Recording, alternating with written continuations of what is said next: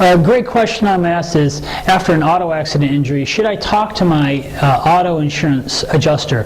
Now, definitely you need to keep in contact with your insurance adjuster, or you could have a representative such as a lawyer contact the adjuster for you, because there is some very important paperwork that needs to be filled out and gotten back to that adjuster even to open up your claim.